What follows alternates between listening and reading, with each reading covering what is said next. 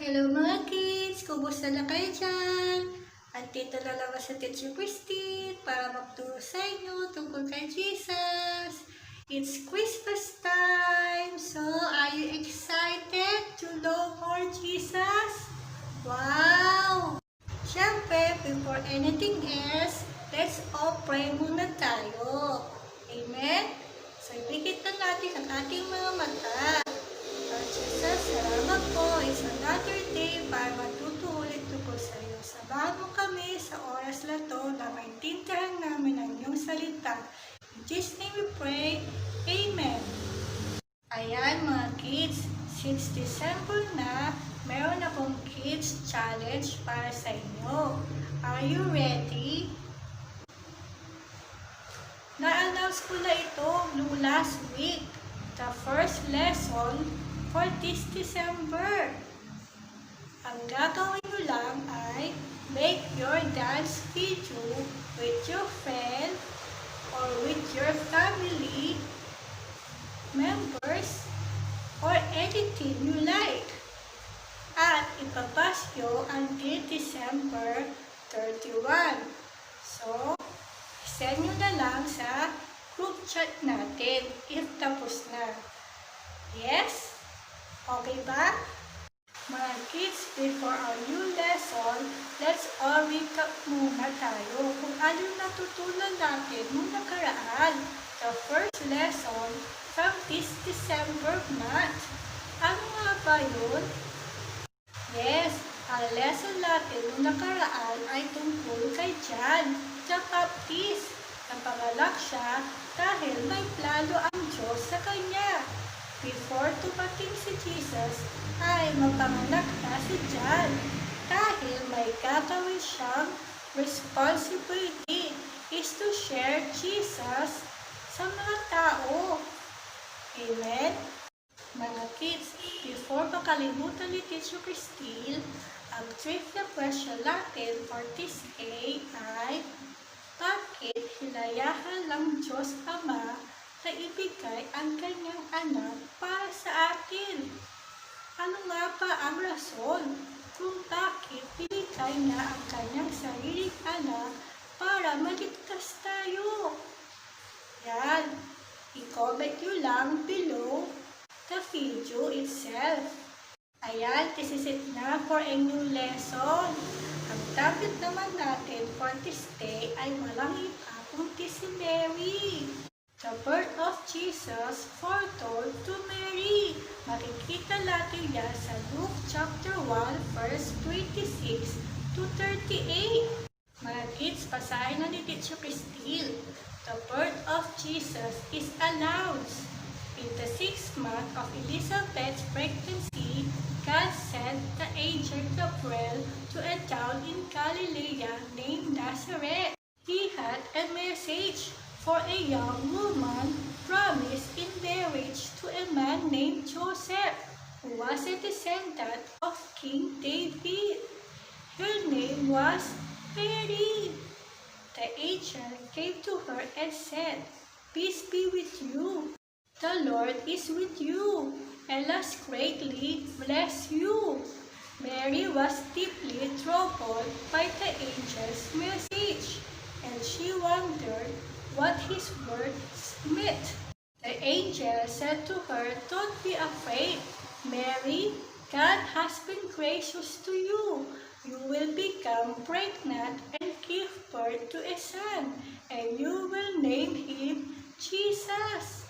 He will be a great and will be called the Son of the Most High God. The Lord God will make him a king, as his ancestor David was, and he will be the king of the descendants of Jacob forever, and his kingdom will never end."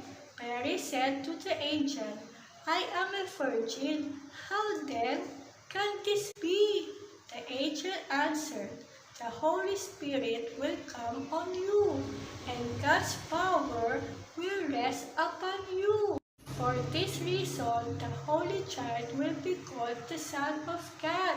Remember your relative Elizabeth. It is said that she cannot have children but she herself is now 6 months pregnant, even though she is very old. For there is nothing that God cannot do. I am the Lord's servant, said Mary. May it happen to me as you have said. And the angel left her. For there is nothing that God cannot do. I am the Lord's servant, said Mary. May it happen to me as you have said. And the angel left her. Sa labas sa Literature Pistil, walang kaalam-alam si Mary kung ano ang pwedeng mangyari sa kanya. Ang Diyos lamang ang nakakaalam sa pwedeng mangyari sa kanya. Kaya tumating si Angel Gabriel para ipaliwanag kay Mary kung ano ang pwedeng mangyari sa kanya. Na siya ang napili na maging mother ni Jesus, the Son of God, na ipapanganak niya. At nakita natin na si Mary ay nagulat dahil nagtaka siya paano siya magkakaroon ng anak kung wala naman siyang asawa. At yun lang nga ang ginawa ni Angel Gabriel.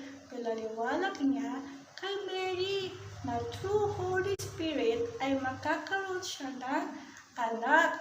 At walang iba ay si Jesus, the Son of God.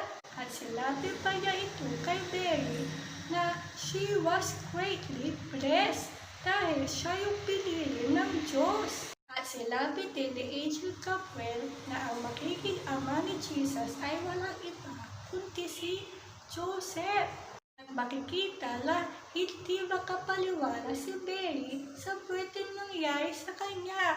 Kaya pinaalala ni Angel Gabriel ang nangyari kay Elizabeth na she is very old pero nagkaroon pa rin siya ng anak. Amen?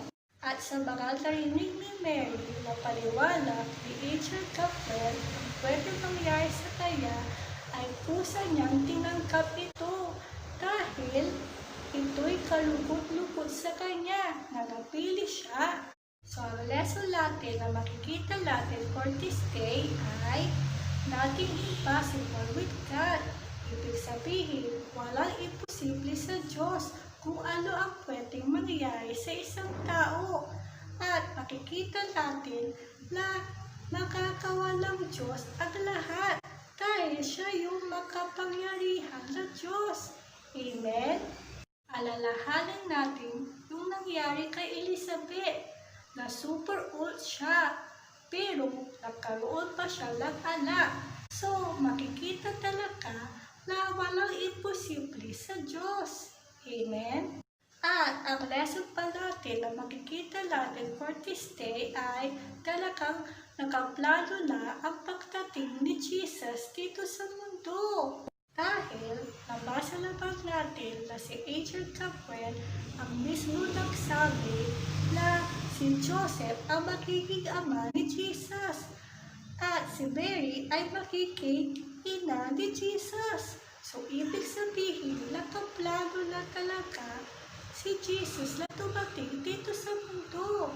Wow, amazing! Kaya mga kids, Jesus is the reason for this season.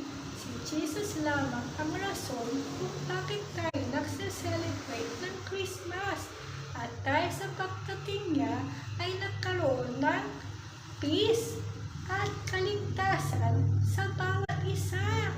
Wow! Kaya lagi tayong magpasalamat kay Jesus na binigay niya ang kanyang buhay para sa atin. Amen? We are so much blessed mga kids dahil meron tayong Diyos na handang mag-sacrifice para sa atin. Makikita na kung kaano niya tayo kamahal. Amen? Ayan, marami na naman tayong natutunan sa araw na to. So let's all pray na tayo. Pasalamatan natin ang buhay ni Jesus. Amen?